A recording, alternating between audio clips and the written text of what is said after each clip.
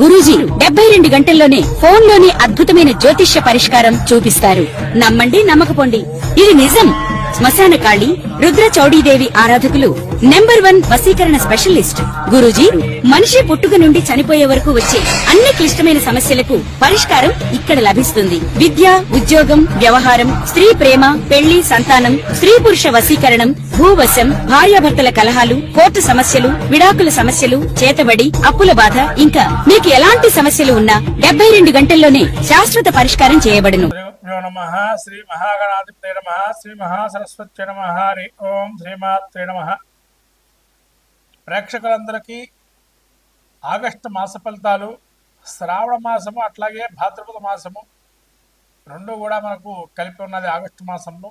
ఈ ఆగస్టు మాసంలో ముఖ్యంగా 1వ తారీఖు అష్టమి స్వాతి నక్షత్రం బదులు శుభయోగాన్ని మొదలుకొని అట్లాగే తదనంతరము పవిత్ర ఏకాదశి, హయగ్రీవ జయంతి, రాఖీ పౌర్ణిమ, అలాగే సంకష్టహార చతుర్థి, కృష్ణాష్టమి, వినాయక చవితి, గురుపుష్యయోగము,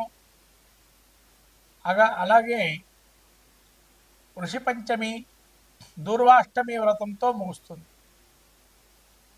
అలా మహత్తరమైనటువంటి రోజులు ఈ శ్రావణ మాసం అట్లాగే భాద్రపద మాసం చివరిలో ఉంది. ఆగస్టు చివరిలో భాద్రపదం మొదలవుతుంది. మహత్తరమైన రోజులు. దీక్షాక్రమం వ్రతాధికాల్లో ఎక్కువగా మనము ఈ శ్రావణ మాసంలో మొదలు పెట్టుకుంటాము. కాబట్టి ఇక్కడి నుంచి మహాలక్ష్మి ఆరాధన అంటే ఆ యొక్క లక్ష్మీ అమ్మవారి అనుగ్రహం కలగాలి. వైశాఖ మాసం, జ్యేష్ఠ మాసంలో విష్ణుమూర్తి అనుగ్రహం, అట్లాగే లక్ష్మీదేవికి శ్రావణ మాసము, భాద్రపదంలో గణపతి, అట్లాగే ఆశ్వయుజంలో దుర్గా, అట్లానే మనకు కార్తీకంలో ఈశ్వరుడు, మార్గశీర్షంలో మళ్ళీ విష్ణుమూర్తి శక్తి, అలాగే మళ్ళీ జనవరి అంటే పుష్యమాసంలో సూర్యనారాయణ స్వామి. ఇలా ఆ యొక్క సమాంతరమైన ఫలితాలు అనేక మాసంలో ఉన్నాయి. ముఖ్యంగా శ్రావణ మాసంలో ఏ విధంగా ఉండబోతుంది, ఈ యొక్క ఆగస్టు మాసంలో మాస ఫలితాల్లో మనం చూసినట్టయితే 12 రాసుల వారు ఎటువంటి ఫలితాలు ఉంటాయి అనేది మనము చెప్పుకుందాము. ప్రధానంగా ఈ యొక్క మేషరాశి వారికి ఏ విధంగా ఉండబోతుందో ఈ యొక్క శ్రావణ భాద్రపద మాసాదుల్లో ఆగస్టు మాసంలో ఫలితాలు చెప్పుకుందాము.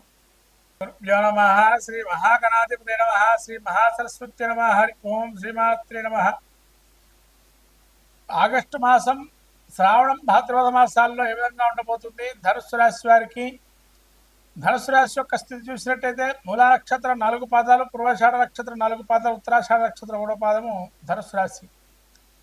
ఈ ధనుసు రాశి వారికి గ్రహస్థితి చూసినట్టయితే ముఖ్యంగా తృతీయంలో రాహు, చతుర్థమందు వక్రగమంలో శని, సప్తమస్థాలు గురు శుక్రుడు, అష్టమందు బుధుడు రవి, తదుపరి భాగ్యంలో రవి కేతువు, తర్వాత దశమ స్థానంలో కుజుడు. ఇటువంటి గ్రహస్థితి చూసినట్టయితే ముఖ్యంగా ఏ విధంగా ఉండబోతుందయ్యా ధనుసు రాశి వారికి అని అంటే, ముఖ్యంగా సంఘంలో గౌరవప్రదాలు, మర్యాదలు, ఆసక్తికరమైన మాటలు, చేయి వృత్తి ఉద్యోగాల్లో ఉన్నత స్థితి, తలంచన కార్యాలన్నీ నెరవేరుట, దైవ సంబంధమైన కార్యక్రమాలు అన్నిటికీ హాజరు కావటము, కొత్తదైనటువంటి వేద పండితుల వల్ల ఆశీస్సులు అందుకోవటము, ఉన్నతాధికారులతో కొన్ని విజయాలు సాధించడము, పరిచయాలు ఏర్పడటము, విద్యా విషయాల్లో కూడా యోగప్రదంగా ఉండడము, అలాగే వృత్తి వ్యాపారాదుల్లో కూడా ధనలాభాలు ఆర్జించడము, భాగస్వామ్య పక్షాన్ని కొంత ఎక్కువగా ఎక్స్పాన్షన్ చేసుకోవటము, అలాగే లగ్జరీ వస్తువులు కొనుగోలు చేయటము, గృహోపకరణాలు కానీ ఇంట్లో విలాసవంతమైనటువంటి వస్తువులు కొనుక్కోవడము, అలాగే కొన్ని కళల యందు ఆసక్తి పెరగడంతో నృత్య, గీత, సంగీత, వాద్య కళల్లో కొంతవరకు ఆసక్తి చూపటం వల్ల వాటి మీద ఆసక్తి కలగటము, అలానే కొంత మానసికమైన చింతన భావన మాత్రం ఉంటుంది. ఏమిటి అవుతుందా అని చెప్పి, కానీ అక్కడ ఏమీ జరగదు. కావాలి మీ యొక్క మనసులో భయాందోళన ఎక్కువగా ఉండడము జరిగే అవకాశం ఉంది. కాబట్టి విరోధాలు పెట్టుకోకుండా సమయస్ఫూర్తి ఆలోచనతో ఉండండి.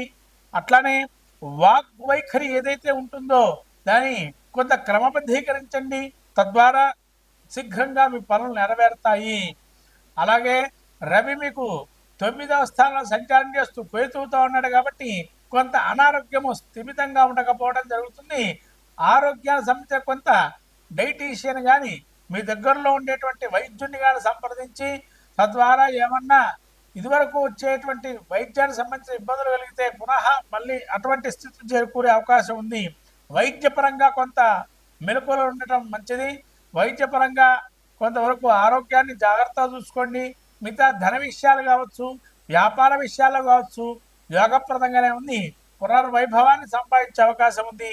అట్లానే తృతీయంలో మీకు రాహు సంచారం చేస్తూ యోగప్రదంగా ఉన్నాడు కాబట్టి ఏదైనా కూడా శస్త్ర అస్త్రాదుల వల్ల భయాలు లేవు. ఇవన్నీ మనస్సులో చింతన భావన మాత్రమే. కాబట్టి గ్రహించి తప్పకుండా ధనుసు రాశి వారికి ఇంకా యోగప్రదమైనటువంటి ఫలితాలు పొందాలి అనుకున్నట్లయితే ఈ శ్రావణ మాసంలో ముఖ్యంగా రాజకీయ నాయకులు కావచ్చు, వ్యాపారాదులు కావచ్చు, విద్యార్థులు కావచ్చు, నూతనమైనటువంటి ఏదైనా వ్యాపారాల్లో మెలకువలు నేర్చుకోవడం కావచ్చు, కొత్త పంథాన్ని ఏర్పరచుకుంటారు. అట్లానే ఈ యొక్క వివాహాది శుభ కార్యక్రమాలకు సంబంధించి వధూవరులుగా ఏదైతే సిద్ధమవుతున్నారో వారికి అంతా శీఘ్రంగా మంచి ఫలితాలు ఉండే అవకాశం ఉంది. కాబట్టి వధూవరులకు కూడా అంటే పెళ్లి ఆలోచన ఉండేటువంటి స్త్రీ పురుషాదులిద్దరికి కూడా యోగప్రదంగా ఉంది. వివాహానికి కూడా మంచి యోగమైన సమయంగా చెప్పబడింది. కాబట్టి పెళ్లికి సంబంధించిన వ్యవహారాలు కూడా చాలా చక్కగా చూసుకోవచ్చు. ఈ విధంగా ధనుసు రాశి వారికి యోగప్రదంగా ఉందని చెప్పచ్చు ఈ యొక్క ఆగస్టు మాసంలో.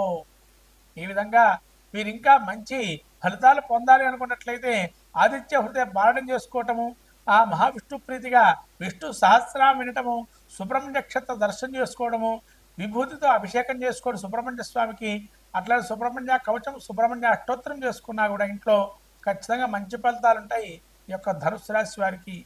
శ్రీ గురుభ్యో నమః. మొత్తం మీద ద్వాదశ రాశుల వారి పరిస్థితి చూసినట్టయితే మిశ్రమ ఫలితాలు కొన్ని యోగాన్ని ఇస్తున్నాయి, కొన్ని అవయోగాన్ని ఇస్తున్నాయి.